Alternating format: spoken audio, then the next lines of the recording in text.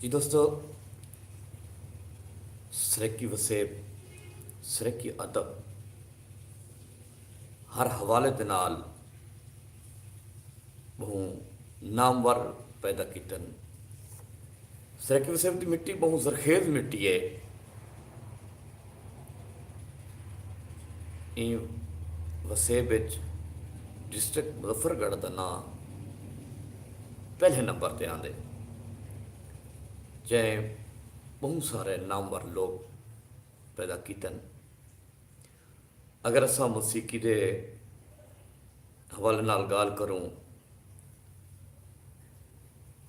तो पठाने खान सारे डिस्ट्रिक्ट मुजफ्फरगढ़ तहसील कोटदू की एक अजीम हस्ती है, जै पूरी दुनिया सरेकी काफ़ी को जिंदा किया, सरेकी काफ़ी का नाम उच्चा किया। और अगर शायरी के हवाले नालों तो शाकिर मेरवी बहुत अजीम हस्ती, जै सरेकी अदब को अदब दिता। तो गाल करें शाकिर मेरवी के हवाले नाल, जो शाकिर मेरवी एक बाग बहाराना परस्त अते खुददार शख्स हा।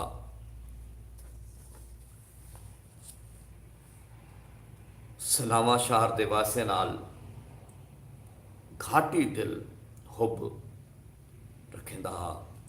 तहसील कोटदू तो जिला मुजफ्फरगढ़ ताईं पूरे जिले सैकी अदबी तंजीमा अते मुशायरियां दी रीत को तोड़न वाला अगवान शायर हा। एक वक्त इंजा भी आया जो पूरे वसेब शाकिर मेरवी का नाम इतमाद ते इतबार वाला बन गया। हैरो पचादी तू घिनते अहमदपुर शर्किया तई, टांग तू घिन के डेरा इसमाइल खान तई, नूर शाह तलईद उस तू घिनते कोट बिठण वे थीवण वाले ख्वाजा फरीद दे उस तई, बल हर स्टेज ते शाकिर मेरवी अपना खिदमत पेश किया। मुशायरा, शायरी, कठ मेल अते शाकिर मेरवी एक दूजे कीते लाजिम ते मुलजूम बन गए। शाकिर मेरवी के थोड़े जो घट आमदनी है फल ओ दरिया दिल ते दरवेश मंच बंदा बिल्कुल। अच्छा, कुछ बचावन या कुलजा सोचण उनको चंगा ना लगता। जिंदा दिली ते जिंदा जमीर दे भिरावें रंग उनकी शख्सियत का हिस्सा हैं।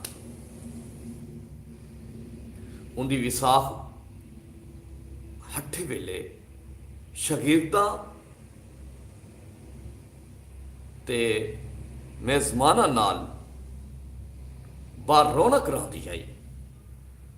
शाकिर मेरवी एक खरा ते सच्चा ते बेबाक शख्स है। एक गाल शाकिर मेरवी सही वो कहीं एक बारौनक शख्सियत है।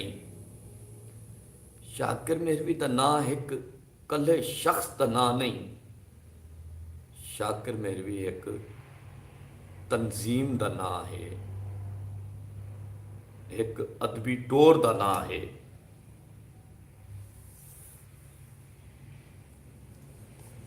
एक गल ये भी उनके पाती वेंदी है कि अक्सरियत देते हैं अक्सर लोग कहीं को अगर नाराज रहन तो नाराज ही रह गए। एक वो वहद शख्स ॾिठा आई जिहड़ा अगर एक वेले नाराज़ रहंदा आई तो दूजे वेले जहिड़े वेले मिले वो नाराज़गी ख़त्म थी वेंदी आई। पता ही न लगता है कि शख्स नाराज़ ही कहना आई। ऊंचियां अजीम हस्तियां तो सदियां बाद पैदा थियन। लोग उनके नाल नाराज़ रहन हा, लेकिन शाकिर मेरवी अपनी बिल्कुल मजलूम ते बेबहा नरम लेजे दे नाल रुठे यारां को मनावण दा गुर भी जानदा है।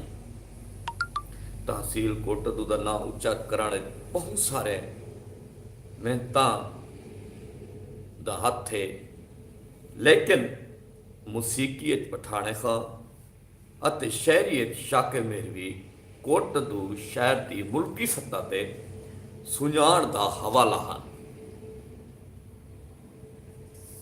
शाकिर मेरवी का असल नाम मोहम्मद रमजान हा अते अहमद खान तारिक की सोबतों को शाकिर मेरवी बनाया।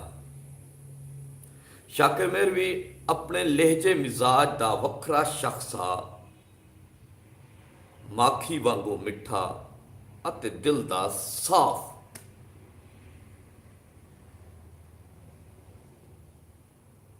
शाकिर मेरवी की पहली किताब मैं याद आसा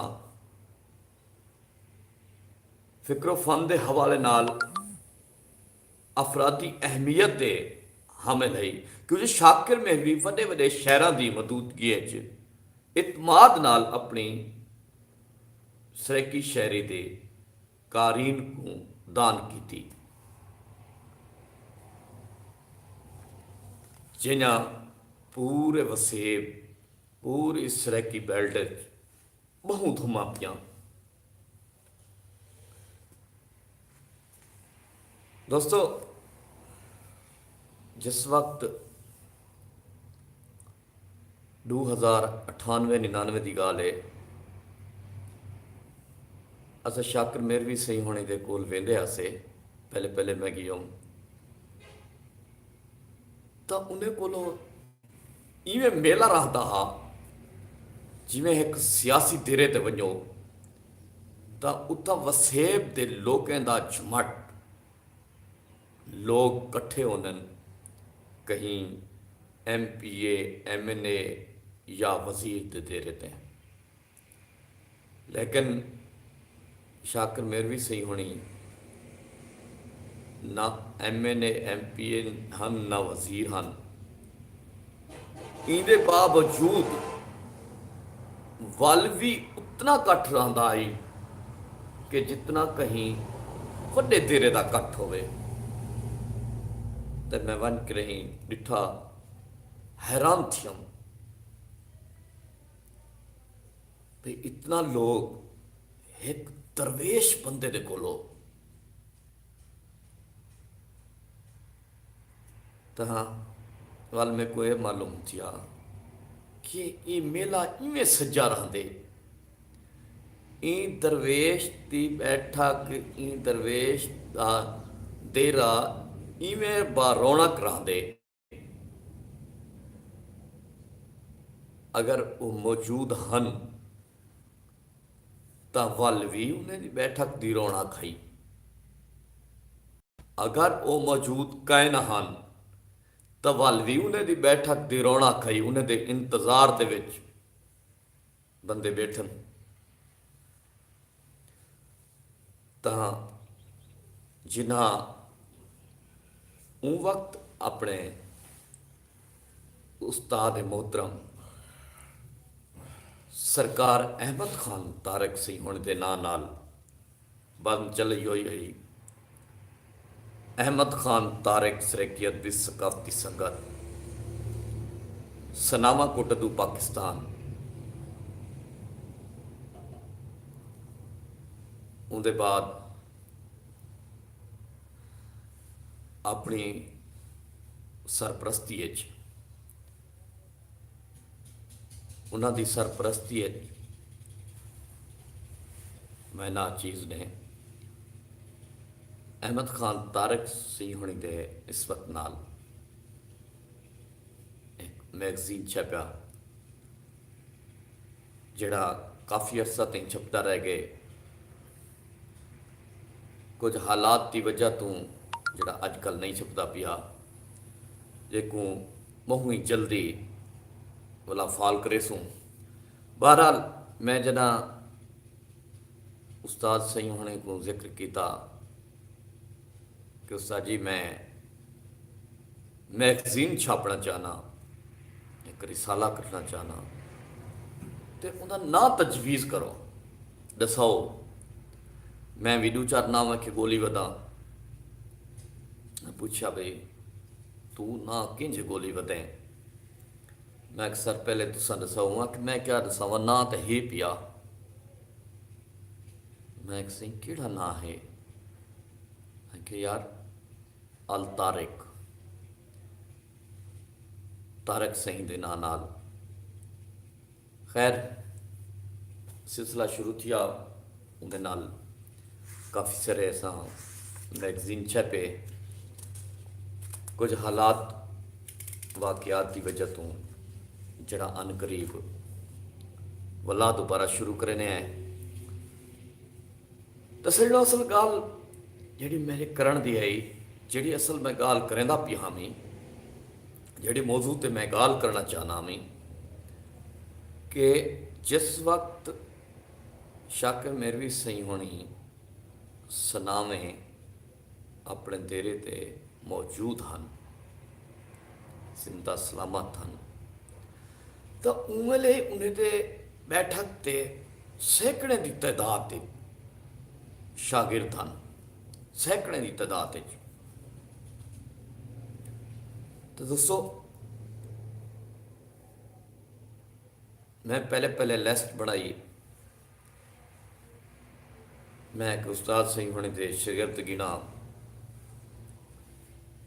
वो सेंचुरी क्रॉस कर गए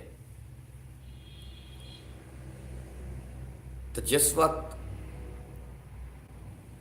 उन्हें ते ना ते उन्हें दी शायरी ते उन्हें दे बज़मे मैगजीने दे हवाले नाल कम करन दा टाइम आए शाकिर मेरवी दे शख्सियत ते कम करन दा टाइम है उन्हें दे अदब ते उन्हें दी रीत को टोरन दा टाइम आए तो बहु अफसोस के नाल आते हैं कि हुण मेरे को कोई शरीयत का नज़र नहीं आता पता नहीं किंते गए कित गए वाले तो अवेल दे विच इब्तदा दे विच बड़े बड़े दावे थी हैं सही उस्ताद सही सारे ख्वाब आए सही उस्ताद सही सारे कोल आए असा उन्हें दे बज़म बने पे हैं उन्हें दे ना रखते पे हैं ना द मैगजीन छपेंदे पे हैं शाकिर मेरवी सरे की अदबी सकाफत की संगत करते पे हैं चलो भी ठीक है अहमद खान तारक सरे की संगत को भी चलेंदे पे हैं ये भी उन्हें दा मंशूर है लेकिन कोई चीज़ नहीं हाँ ऐसा ऐसा वक्त गुजरता गया तो उन्हें दी गाल ख़त्म थी गई कोई ना कह नहीं कोई गाल कह नहीं कमाल तो यही गाल दा है कि उमले ख्वाब भी हैं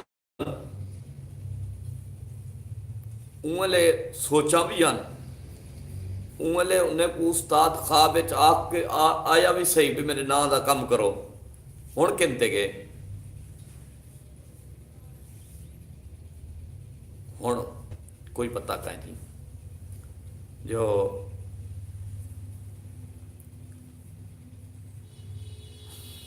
इवें दिल आता पे के कलामे के तू याद रखी सुख सफरें विच कोई शाय पई खुट मैं याद आसां या शाम दे वलदे पखियां दा डिठो कहीं जा जुट मैं याद आसां कहीं साबित शाय को कहीं ही ले लगा कहीं जा बुट मैं याद आसां तेरे हथ दा शाकिर शीशा हाँ जदा वेसा त्रुट मैं याद आसां। क्या खूब सैय्यों ने फरमाया कि ए याद रखी मैं याद आसां हर हाल सनम मैं याद आसां। ए याद रखी मैं याद आसां हर हाल सनम मैं याद आसां। हुण रुस के तां तू वेंदा पै पर कदम कदम मैं याद आसां। कुछ सोच के कुछ सोच के सिर विच हथ फेरियो अड़िया जुल्फ दा खम मैं याद आसां। तू बेशक शाकिर भुल वंज हुण मेरा कौल कसम मैं याद आसां। जी दोस्तों, जिंदगी रही तई मैं उस्ताद से उन दी शख्सियत ते गाल करेंदे रह वेसूं। अज दी गाल अज दा टॉपिक कल जिंदगी रही तो वल इही गाल को इथों छिड़े सूं दोस्ते नाल शेयर